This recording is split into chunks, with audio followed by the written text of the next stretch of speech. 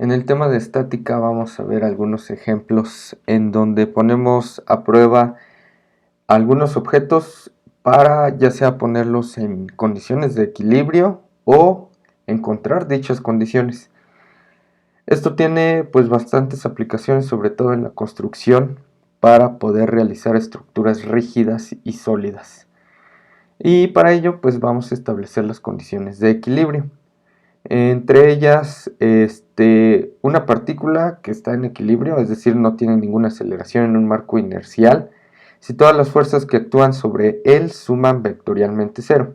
Es decir, la suma vectorial de todas las fuerzas en todos los ejes deben ser igual a cero. Esto significa que la suma de fuerzas en X debe ser cero, como la suma de fuerzas en Y también debe ser cero.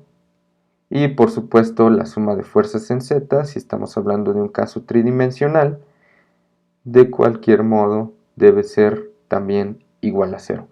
De esta forma, si tenemos fuerzas, sí puede haber fuerzas desde luego, pero su suma vectorial debe dar cero, es decir, se deben cancelar entre sí unas con otras, sin importar la cantidad de fuerzas que estén aplicadas sobre cierto objeto. Esto es a lo que le conocemos como primera condición de equilibrio. Y esto ya había sido visto anteriormente en el primer curso de física A, equilibrio. En el curso de física A se hace la sumatoria de fuerzas igual a cero en el caso de una partícula u objeto en equilibrio, y pues se tiene esta primera condición. Sin embargo, si nos hacemos esta siguiente pregunta, si un objeto comienza a rotar, está en equilibrio, pues la respuesta rotunda en principio sería pues no. Si tenemos algún objeto que está rotando, pues no está estático, se está moviendo de algún modo, que sabemos que en principio pues no está teniendo aceleración traslacional, al menos no de todo el objeto, pero sí hay un cierto movimiento. Entonces también debemos establecer otra condición que nos dice que la suma de los torques debido a todas las fuerzas aplicadas debe ser cero también. Esto es que sigma tau es igual a cero, es decir, no debe haber alguna fuerza de estas que están aquí planteadas que ejerza un torque, o si bien todas estas fuerzas que actúan sobre el objeto deben cancelar ese torque y hacer que el objeto no esté rotando. ¿Sí? Entonces no debe estar rotando el objeto para que podamos establecer el equilibrio. Esto es a lo que se le conoce como segunda condición de equilibrio. Segunda condición de equilibrio.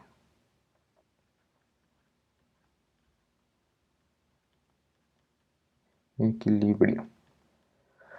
¿Okay? Entonces deberíamos estar cumpliendo ambas condiciones de equilibrio, que no acelere, es decir, que no haya fuerzas que provoquen un cambio en la velocidad y que no esté rotando. Bien, estas condiciones se aplican a un objeto rígido en reposo sin rotación ni traslación, es decir, aquel que está dado en equilibrio estático. Si nosotros estamos de pie sobre el suelo, pues vamos a sentir una fuerza que nos empuja hacia abajo, y la contrarrestante, que es la fuerza normal que ejerce el piso sobre nosotros, y estas dos fuerzas pues por supuesto que se cancelan. Que si nos ponemos en otra posición, habrá fuerzas que no estén actuando directamente sobre nosotros, pero que nosotros estamos realizando al momento de cambiar nuestra postura o tener algún objeto.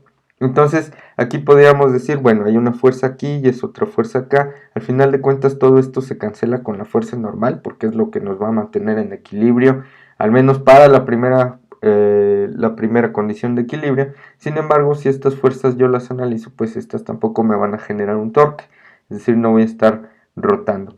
¿A qué llamamos equilibrio estático? Pues aquello que no tiene traslación. Si consideramos un avión, pues en principio pues va a tener una cierta velocidad constante, Y esto significa que en principio sí tiene una traslación, a pesar de que si nosotros hacemos la sumatoria de fuerzas, decimos, bueno, los motores ejercen una fuerza en esta dirección, que voy a llamar fuerza de motores, y por supuesto el viento va a ejercer una fuerza en dirección contraria, que voy a llamar fuerza subíndice A. Y si yo considero el peso del avión, pues este tiene un peso mg, pero también tiene una fuerza de flotación debido a las alas y esta velocidad. Este lo voy a llamar fuerza de flotación. En principio, pues estas fuerzas, la fuerza de los motores y la fuerza de fricción del aire, se cancelan entre sí. Por supuesto, también la fuerza de flotación y el peso del avión también se va a cancelar entre sí. Y si yo estoy viendo que tampoco tiene una rotación, estas fuerzas no me van a generar ninguna rotación en principio, pues entonces podría estar hablando de que se cumplen las condiciones de equilibrio. Sin embargo, tenemos una cierta velocidad constante. Esto significa que si estamos en equilibrio, si es equilibrio, sin embargo, equilibrio, sin embargo, no es estático.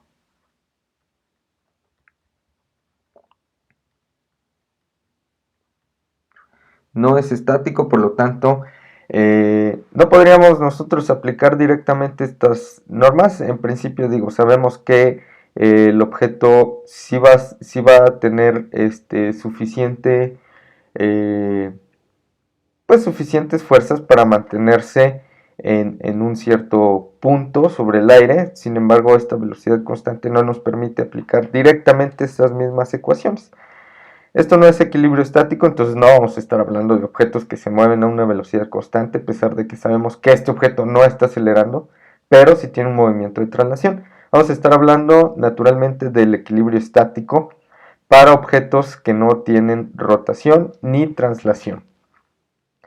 Bien, para encontrarse en equilibrio estático, un objeto debe satisfacer ambas condiciones de equilibrio, es decir, no acelerar ni comenzar a girar, como ya lo dije anteriormente, y se debe cumplir, por supuesto, la primera condición y la segunda condición de equilibrio. Estas dos condiciones las vamos a estar aplicando para todos los casos en los que queramos encontrar el equilibrio estático. Entonces vamos a analizar esta serie de objetos. Imagínense una rueda a la cual le aplicamos estas dos fuerzas de magnitud F,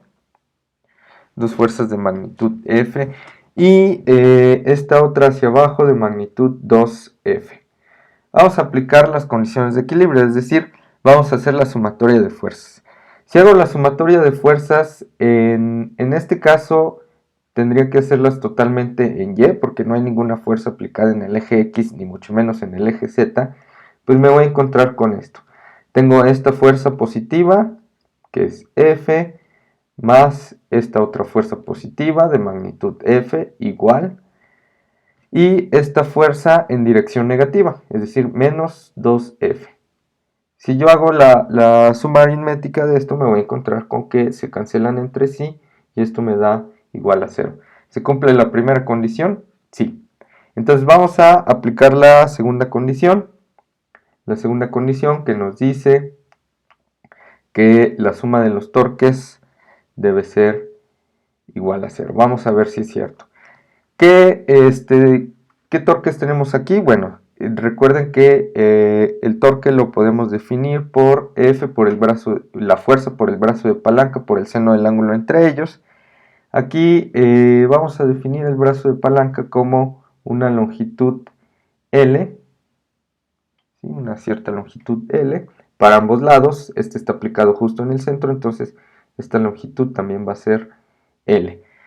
Bien, entonces, ¿qué fuerzas voy a tomar en cuenta aquí? Si tomo mi centro de rotación en este punto, pues entonces esta 2F con respecto al centro de rotación va a ser una distancia de 0, entonces no la voy a tomar en cuenta.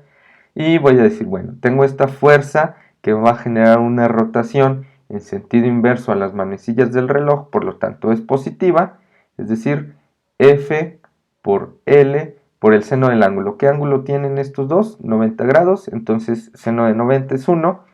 Y en este caso, para esta otra fuerza, también tengo un ángulo de 90, pero esto me va a generar una rotación en sentido negativo. De acuerdo a la regla de la mano derecha, vamos a establecer en sentido a las manecillas del reloj como positivo y en sentido inverso a las manecillas del reloj como negativo. Entonces, esto va a ser menos la fuerza por el brazo de palanca, que es L, por el seno del ángulo, seno de 90 es 1, y esto me va a dar igual a 0 porque tenemos los mismos términos, uno restado respecto al otro. Entonces se cumple la segunda condición, esto fue la primera condición y esto fue la segunda condición. Podemos decir que entonces que este cuerpo sí se encuentra en equilibrio, sí se encuentra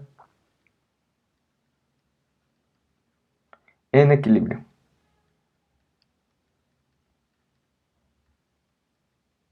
Esto porque cumple ambas condiciones. Debe cumplir ambas. Bien, vamos a ver esta otra situación en donde tenemos esta fuerza de magnitud F y esta otra fuerza también de magnitud F. Bien, vamos a aplicar la primera condición, la sumatoria de fuerzas de nuevo en Y porque en X no está aplicada ninguna fuerza. La sumatoria de fuerzas en Y me va a dar que esta fuerza hacia arriba es positivo, entonces F, y menos esta fuerza en sentido negativo es menos F. En este caso, pues se me está cumpliendo la primera condición, porque F menos F es igual a 0, se cumple. Bien, y ahora vamos a aplicar la segunda condición, sabiendo por supuesto que, de nuevo, el brazo de palanca del centro de rotación hacia donde aplicamos la fuerza es justamente L, y vamos a analizarlo. Esta fuerza me va a producir un giro en esta dirección, es decir, en sentido positivo. Esto quiere decir F por L por el seno del ángulo entre estos dos, pues es 1. Y esta otra fuerza, ¿hacia dónde me va a realizar el giro? Pues naturalmente en esta dirección, que es justamente la misma. Entonces vamos a ahora sumarlo. Más fuerza por el brazo de palanca por el seno de 90 es 1. Y esto es igual a 2F por L. Esto por supuesto es diferente de 0. Y entonces no se cumple la segunda condición. Este objeto no está en equilibrio.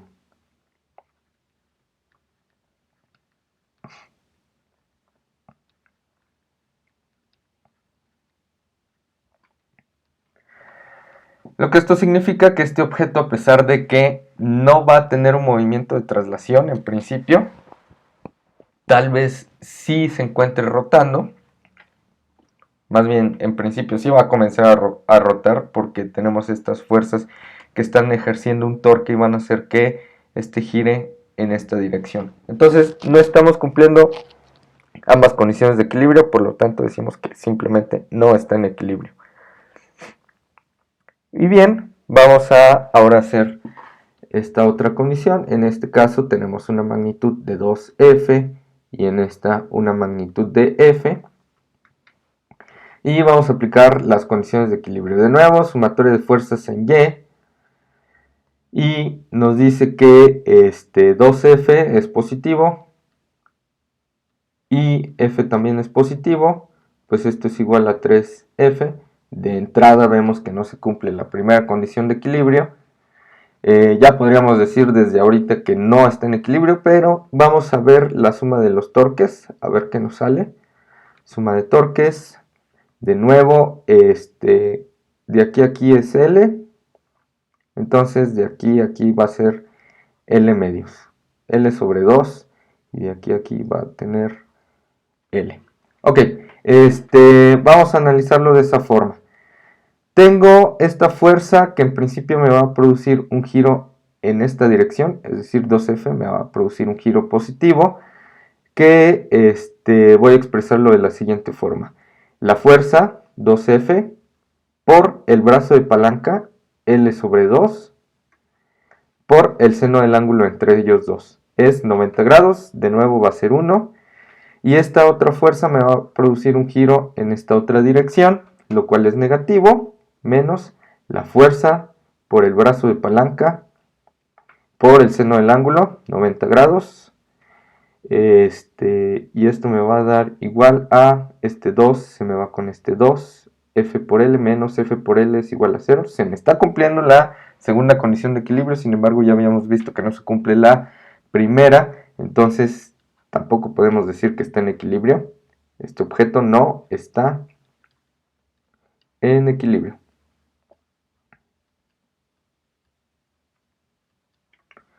¿Ok? Así de simple, si no se cumplen ambas condiciones, pues no está en equilibrio. Porque probablemente este objeto empiece a moverse hacia arriba, tenga una aceleración. Y esto nos define las condiciones de equilibrio. Así es como funcionan los ejemplos de esta unidad.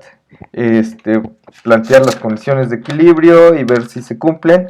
Algunas geometrías se vuelven un poco más complejas. Sin embargo, teóricamente todo se reduce a aplicar ambas condiciones de equilibrio.